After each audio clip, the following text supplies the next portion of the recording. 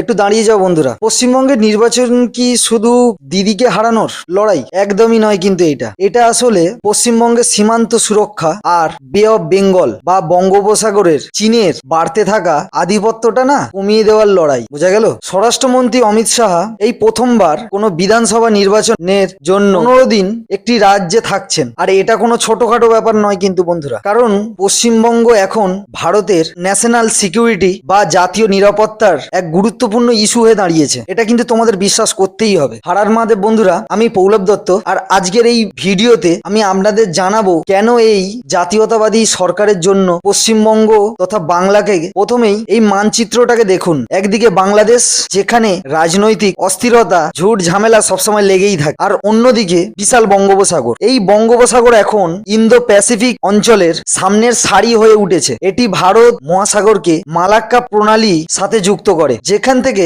বিশ্বের অধিকাংশ বাণিজ্য চলাচল করে। চীন কিন্তু এই গুরুত্বটাকে খুব ভালোভাবেই জানে, আর তাই তারা বাংলাদেশের চট্টগ্রামের এবং মোংলা বন্দরে প্রচুর টাকা বিনিয়োগ করেছে। ওপর থেকে দেখে মনে হতে পারে এটা শুধুই উন্নয়ন, কিন্তু আসলে এটি ভারতের জন্য খুবই খুবই গুরুত্বপূর্ণ এবং বিপজ্জনক হয়ে দাঁড়াতে পারে পরবর্তীকালে ভবিষ্যতে। অন্যদিকে বাংলাদেশের অস্থির পরিস্থিতির কারণে সীমান্ত দিয়ে অনুপ্রবেশ এবং চোরাচালানকারীদের প্রবেশ ক্রমাগত বেড়েই চলেছে। একই সাথে বাংলাদেশ চীনের ক্রমবর্ধমান প্রভাব ভারতের নিরাপত্তার জন্য খুবই বড় ঝুঁকি। তাই অমিত শাহর এই 15 দিনের প্রচার শুধু রাজনীতি নয়, এটি আমাদের সীমান্তকে সুরক্ষিত করা এবং বঙ্গোপসাগরে চীনকে রুখে দেওয়ার একটা খুবই বড় কৌশল। পশ্চিমবঙ্গের নির্বাচন এখন আর শুধু, কারণ যে হারে এদিক থেকে বাংলাদেশ, উত্তর দিক থেকে চীন এবং পশ্চিম দিক থেকে পাকিস্তান অনবরত কিছু না কিছু ভায়োলেন্স করতেই থাকে। বর্ডার ভায়োলেন্স আগেও করেছে, এখনো করছে এবং পরেও করবে। এখন পশ্চিমবঙ্গের মানুষকেই ঠিক করতে হবে বন্ধুরা, তারা